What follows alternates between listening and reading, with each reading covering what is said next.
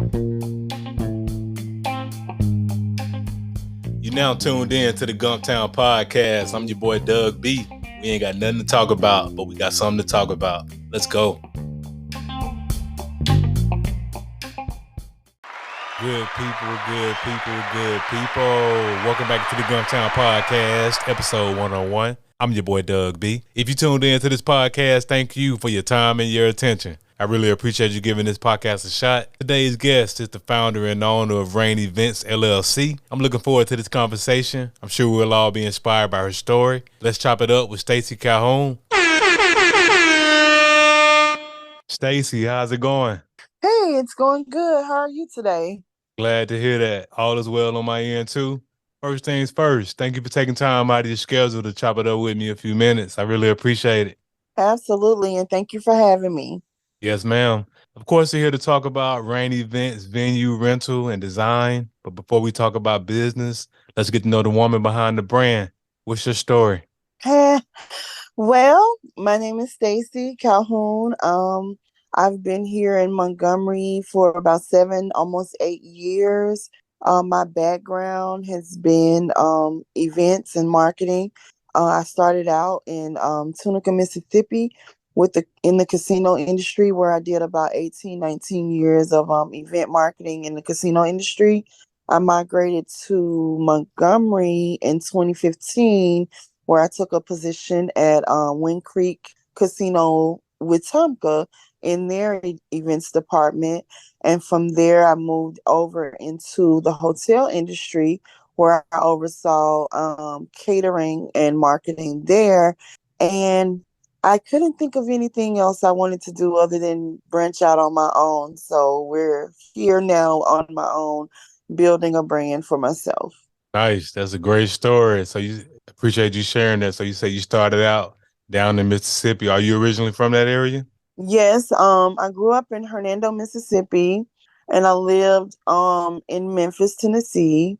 I worked in Tunica, which is all three is just in a triangle together, and I worked in the casino industry there for a very long time. I worked for started out my career about 24 years old at Grand Casino Tunica, and then I moved over to Horseshoe Casino Tunica, and I ended my career there with Fitzgerald's Casino Tunica. Wow. So what was it like growing up in Mississippi? I'm pretty sure it's pretty similar cultures to Alabama, but it may be some differences. What was your experience like growing up? It was very fun. I grew up in a small town, Hernando, very family oriented area. My brother, I have 3 brothers, but one I was raised with, and we were very close. And we just had a great family dynamic. My mother, she raised us as a single parent, and we were surrounded by the love of our grandparents and our great grandparents and uncles and aunts and cousins. So we didn't miss a beat. Nice. Love to hear it. Nothing like that family dynamic. Nothing like that village. Sound like y'all had a good time. Y'all were closely knit, and that's what it's all about. Gotta love it. Yeah, absolutely. Yes, ma'am. So you grow up down there, finish up high school down there. Did you do any college, military, or you went right to work once you finished high school? No, I graduated from Lamar Owen College in Memphis, Tennessee. It's a HBCU, where I also pledged Delta Sigma Theta there. And it's a great college. It sits in the heart of Memphis, and it's very well known. And it was just a great experience. Nice. So yeah, while we're there, the HBCU experience. I know you said it was a great experience, but let's go into a little detail just in terms of just overall talking about homecoming, being on the yard, being at the student union, all that good stuff. What was it like at Lemoyne, Owen? It was a great school. Homecoming is nice, and the school doesn't have a football team, so their homecoming is kind of off season. So it's not going on at the same time as most schools' football homecomings. So it was always a great experience. One of my fondest memories there is Kay Michelle's dad, Professor Pate, was my African American studies professor. And then I had an amazing marketing director that was over the marketing department. And her name is Catherine Causey. And she was kind of like the person who helped me set the blueprint of what to do with my career. Nice, love to hear it. That's HBCU experience, nothing like it. You go there, get a chance to meet people from all over, and y'all just create those great memories. And even hearing you talk about your professors, just that close knit, just that relationship, those relationships you get to build with your professors at the HBCU that you might not be able to get to build at the PWI. So it sounds like HBCU experience did you well. Yeah, absolutely. It gave me confidence. For our business class, I was a business major. We had to attend class ready for business. We had to dress the part.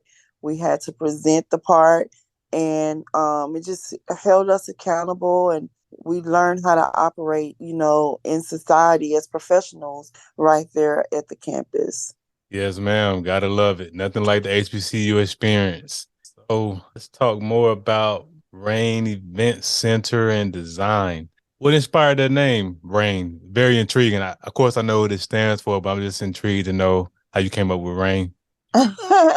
Well, when I worked in the casino industry in Tunica, Mississippi, we could not moonlight. Um, so what I did, I had an event business outside of the casino, and because we couldn't moonlight, I named my business Eustacia Rain Events. And Eustacia is Stacey spelled in the British language. And so Rain, when I was looking up like powerful names, powerful things to attach to Eustacia, Rain was the thing that came to me because the name Rain means a dominant force.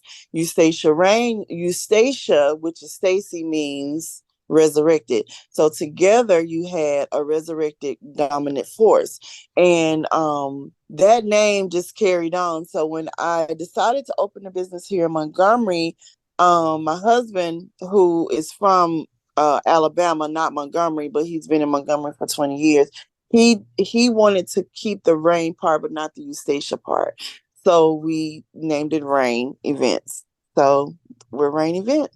Wow, And that's we I'm sorry, go ahead. I mean to cut you off. I'm sorry. No, I was just saying, in combined, we're a venue space as well as a design company. Wow, that's an amazing and organic way you came up with the name. They told you, "Come Moonlight," you got creative on them. Love to hear it. Love to hear it. Because Yes. it's like, hey, don't focus on none of your dreams. Don't focus on anything outside of this job. And I mean, it's always interesting when they try to block your shine, but you figured it out. Love to hear it. So came up with Rain Event, Venue, Rental and Design, and pretty much uh products and services. Pretty self-explanatory what you all got going on there. But just in your own words, what exactly is Rain Event, Venue, Rental and Design? Rain Events is a space, it's an intimate space that we celebrate milestone events. We've held micro weddings there. We've held micro receptions, graduation parties, college send-offs, oh, a ton of baby showers and bridal showers and proposals. Just a whole just a whole bucket of ideas that we've had to come through that building. And it's a very intimate location. It's not too big and it's not too small. It's just right. We maximize about 75 people in there comfortably. And we have a great partnership with some other vendors that we refer out to our clients. And that's like with the catering and with the DJs and photographers. We have a good, referral database for that.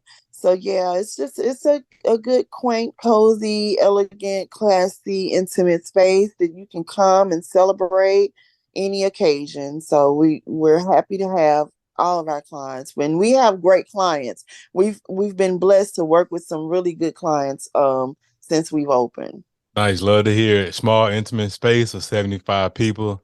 Those are my type of events. You don't want a whole lot of people in your space anyway, because the more people, the more opportunity for, So yeah, I love to hear it. I'm glad you all doing great things over there. Keeping it intimate, keeping it classy.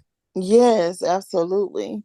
Yes, ma'am. So take us back to your first event that you did at the event center, and what was the event and how did it turn out?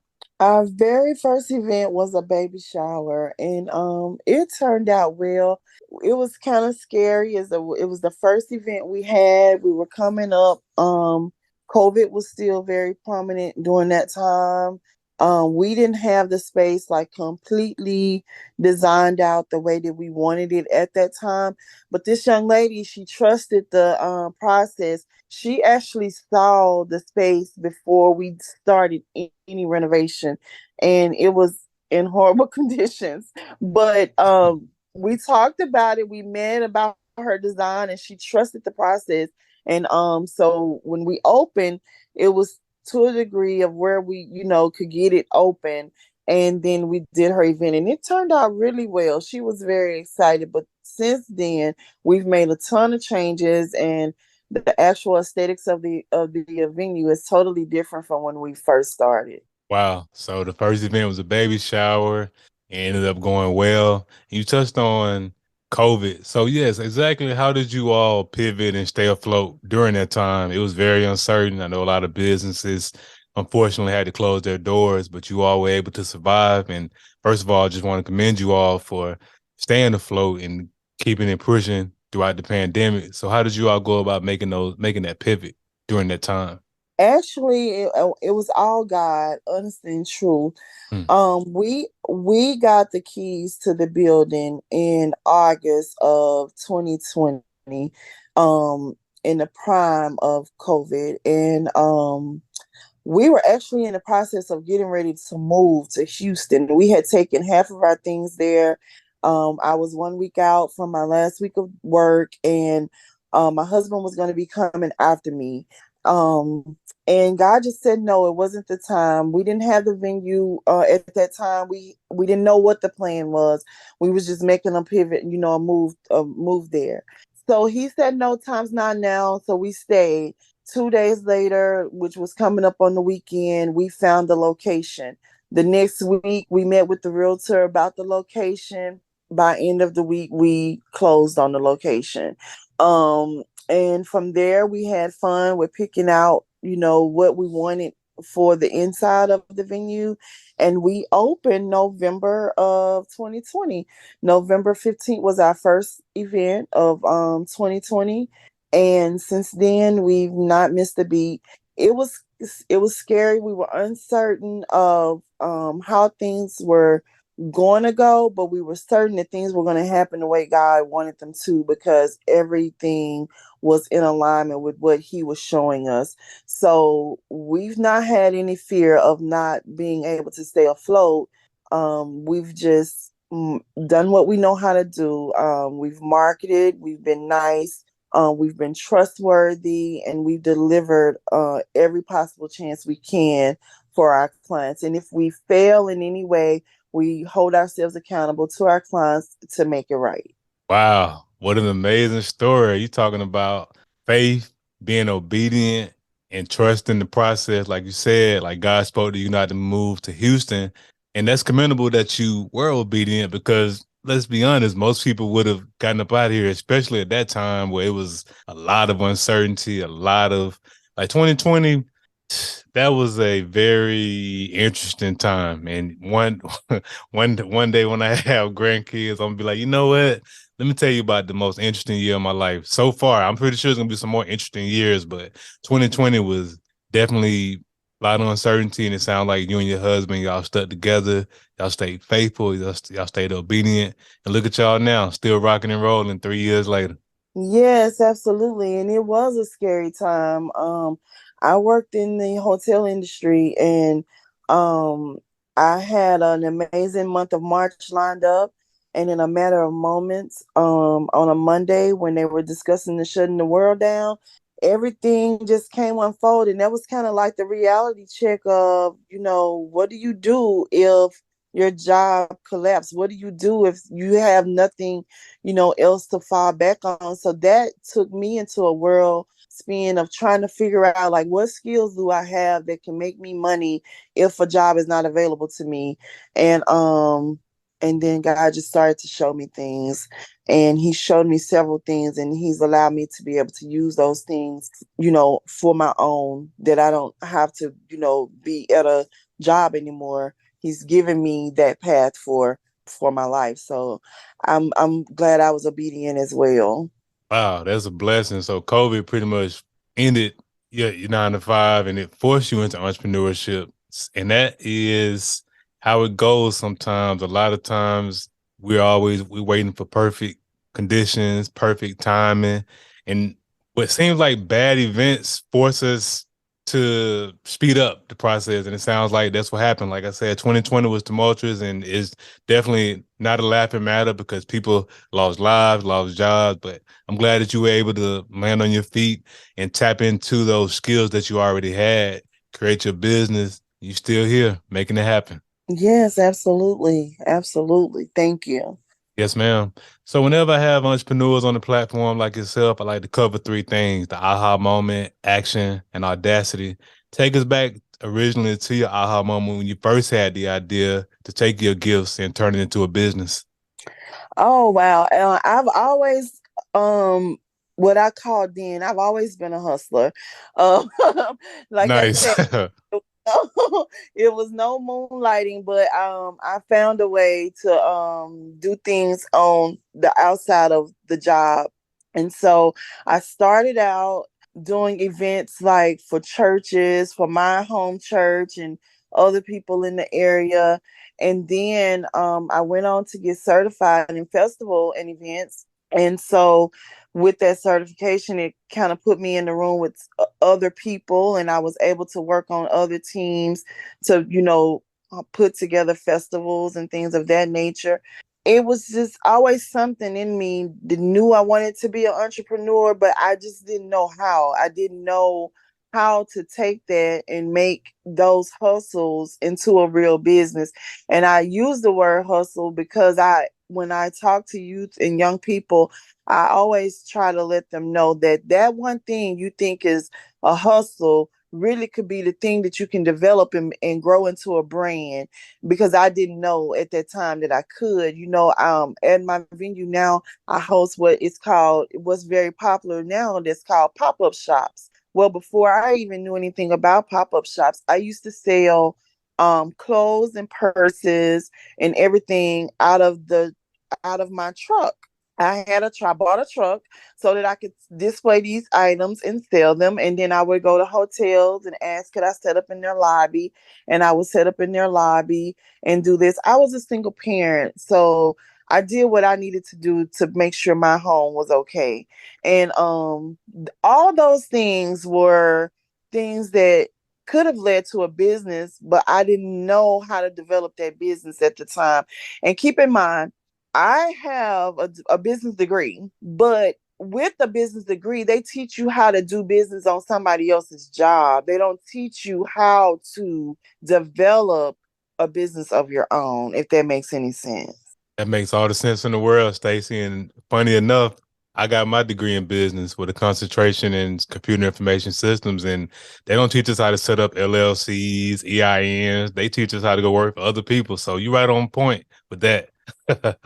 Yeah, and that was like one of the hardest and disappointing things when I was developing Rain Event Space, and knowing all of the steps to take to get things done. And I was journaling along the way, so that I could remember. But Mhm. some steps I missed because I did them out of order because I just didn't know. And that's one thing that I think, if I ever, get a chance to meet with the academic staff, or, I will let them know that, you guys really should be pushing on how to develop a business as well as how to work for someone else, because everyone's not cut out to be an entrepreneur. Right, for Because sure. yeah, it's definitely not for the weak. So Right. Okay, so you just overall just always had that hustle, always had that grind, just out there making it happen for your family, and you doing pop-up shops before it was popular. That's dope. Like you just always found a way to provide for your family, like, and that's what it's about. Because you got to find a way. Because let's face it, no one's coming to save us. So we got to get up, we got to get out, we got to use our gifts. So hats off to you for going to those hotels and asking, hey, can I set up shop? And shout out to them for not being haters and letting you set up shop. Cause hey, it's for real. Cause they could have easily been like, nah, but that's great that you had that courage and you were willing to go out there and make it happen. So pretty much all that hustle, all that grind, created rain events, created that aha moment. So pretty much from the time you had the idea, I'm assuming it didn't take you a whole lot of time to create a logo and get started in business. No, it didn't. My first initial actual business aside from the hustle was Rainy no, I'm sorry, not Rainy Events. You Station Rain Body Care. And I was making body butter and selling body butter. And this is the one thing that was going into developing a real business. So I went through the whole process of creating a name, getting the EIN, developing the product, developing the logo, the brand colors, all of that. So by the time I got to Rain Event Space, I had an idea of how to move into the direction of building it as a registered business. But I had gone through all the other hustles and then developing the body care business to get there. So yeah. Wow, got right to it.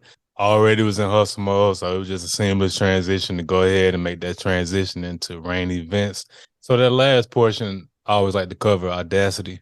It's one thing to have an idea, it's another thing to put action behind the idea, but it's a whole different beast to put it out to the world to be praised and or criticized. Who or what gave you that courage, that audacity to not only start rain events, but to put it out there to the world? Again, God, it was just God, his faithfulness to me. The vision that he gave me was so very clear. It was nothing foggy about it. He made it clear as a whistle to me. And all the way down to the type of clients, the type of events that I am to target, and anytime I step out of the realm of what he's positioned for me, it doesn't work well and I'm uncomfortable in it and I'm not happy. But as long as I stay in that clear path that he's given me, I'm happy about everything. I enjoy it. I develop great relationships. So I just try to walk the path that he's given to me. I don't touch anyone's event before prayer. I pray for my clients. I pray over their events. I pray that I deliver because they're trusting me, with their most special occasions. So I want, to be in alignment and covered by God on every realm of that so that, it will be what they need it to be. So he gives me the audacity to do what I do and not be afraid to promote it. That's amazing. That's all you need, really, just God and just that self belief. It sounds like you have both of those working in your favor, and that's dope. Yeah, it can get scary, but with God, you can do anything. Without So, question, for sure, for sure, and that's the point of it. Like anything that's worth having is not gonna be it's gonna be scary at first, but like you said, you pray over your clients, you pray over the events, and that's very powerful because it lets me know and it lets whoever hearing this know that you put your customers first, you put your clients first, and any business that operates like that is going to thrive for a long time. thank you. Thank you Yeah. so much. Yes, ma'am. So let's talk about being a full-time entrepreneur, pretty much creating your own schedule, being your own boss. What is it like on a day-to-day basis? Well, I'll be honest. I've been a full time entrepreneur now for a year. The first time I came out as full time, I didn't stay off the job for I think only 4 months. I didn't know what to do with my time. I didn't know how to move, how to operate, and honestly, I started to feel very not fulfilled. I started to feel like I was not doing anything, productive. And that's because I had not trained my mind on an entrepreneur mindset. My mind was trained 8 to 5, 8 to 10 hours a day. That's productivity. Well, being an entrepreneur, I can wake up at 4 o'clock in the morning and I'm done with what I need to do administratively, by 6 o'clock, 6 a.m. and start my day of my own time. You know what I mean? And Hmm. I've still knocked out so many things. So I've been productive. So it was a mind thing. I had to change my mindset on how to operate as an entrepreneur. So now what I do between the hours of 4 and 6, I do what I need to do administratively, and afternoon time I go to the venue, I meet clients at the venue, we discuss events, discuss anything coming up, I attend network events in the area, and I'm wrapped up and done by 4 unless I have late appointments. Nice. And I So appreciate you for being nice. Oh, I'm sorry. And you said so? no, I was just agreeing with you. Yes, ma'am. And no, and I appreciate you for being transparent about being a full-time entrepreneur and then going back into the workforce and then coming back into full-time entrepreneurship. So when you got ready to come out of the workforce again, did you inform your coworkers what you had going on, or did you just kind of slide out? Either way, it's cool. I'm just curious as to what was that like leaving the 9 to 5 world again? Only a couple knew. It was just kind of like I just slid on out of there and just kept the ball moving. The job itself was taking up too much time away from my business, and it was overpowering what I was trying to do. And we were moving into a new dimension where our client base had picked up, and we were picking up a businesses out I mean events outside of the venue, quite a few, and other projects that I was working on myself. And so it just became to be too much. So only maybe like two people knew what I was doing. And then I said out. But since being gone, a few of the executives follow me on social media. So they know now what it's about. Nice. Nah, I love to hear it. And that's dope. You slid out the back door, you let a couple people know, and then you just so yeah, that's dope that you only told a couple of people that you were heading out. And yeah, it's not everyone's business. I'm just curious just in terms of how that went. So the executives follow you now, so they already know what you got going on. So you came up out of the 9 to 5 thing. And I also want to commend you for being obedient once again, because with a steady paycheck coming in and your business thriving, a lot of people probably would have made the choice of saying, well, my business is getting in the way of my job. You saw it the other way around, which was the right way, in my opinion. So hats off to you for seeing it the right way. Yeah, definitely. Because when you've been working and you're creative and you get put in a box sometimes, and then you do like amazing things that bring profit and revenue to somebody else's dream, but you're still being told, no, we can't give you any more money, or you've capped out, and your bonus check will be 2 months late. That's motivation within itself to say, hey, I've got to do this a different way. I can't continue doing it this way.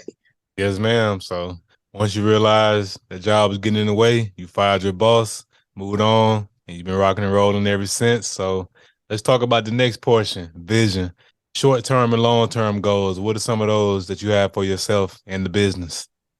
Okay, so short-term goals is I still have a few things aesthetically I want to do for my venue that I have now, and that I want to continue elevating, the events as much as possible, and picking up midweek business. I want to do, that's a goal of mine short term.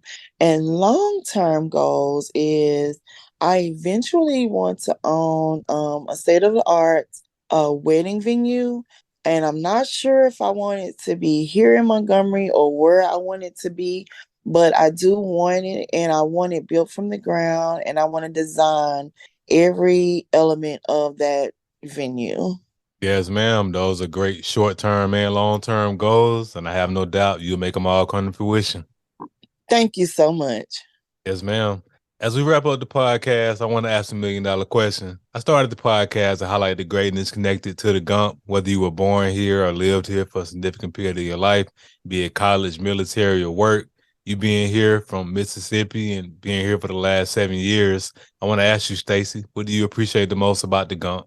I like a little bit of everything, but I think the most I like is the loyalty that the natives have for this area. They are loyal to each other, they're loyal to the city, they're loyal to those who have, been here and gone on before us. And that's something that I just really, really adore.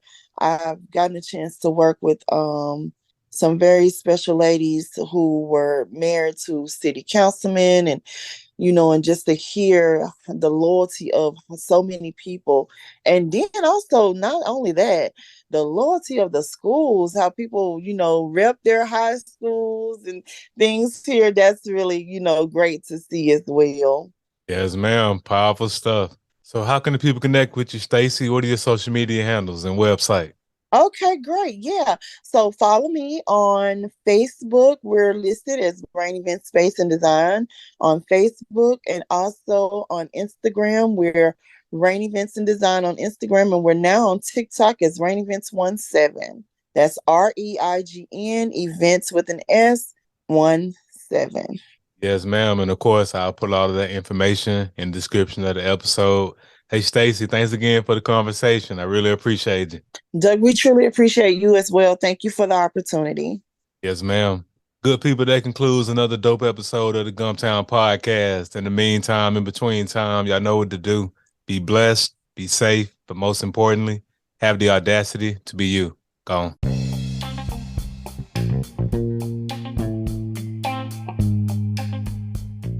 Thanks again for tuning in. I appreciate your time and your attention. Until next time.